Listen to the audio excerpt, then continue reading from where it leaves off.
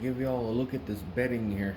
I inverted the bin from the old bin to the new one so that I could transfer them to one that had drainage holes. And they're actually liking it. I'm pleased with this because I can pull all these newspapers and watch. You'll see them. They'll be just under the surface here. There's some right there. Um, if I scoop up a layer of this, it's going to come up with some worms. I want to be careful so I don't hurt any of them. But here, scoop up a healthy layer and turn this over. And look at all these worms in there. Just all kinds of them. Just all throughout it. They're really liking that. I'll get my hands out of the way. But there you go. You can see all the worms. And they're all down in here in my hands. And I'm going to make a mound like this.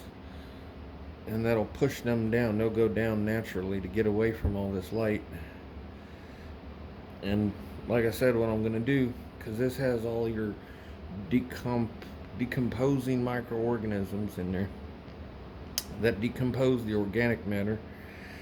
And that way, I'll throw some of that in with that bedding that I'm preparing to inoculate it with the microorganisms so that it becomes a friendly environment to them more quickly than just the sterile media that it will be, or bedding.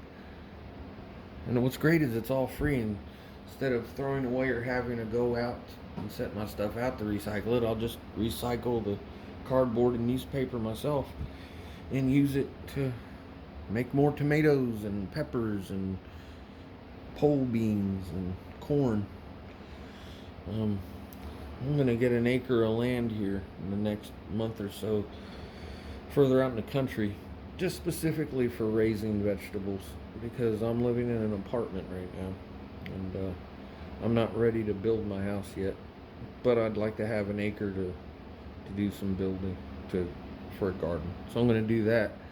And so I'm going to get this pile here, and every 10 minutes I'll come and scoop a little bit off because they'll be down away from it. Scoop it off, and then they'll go down further.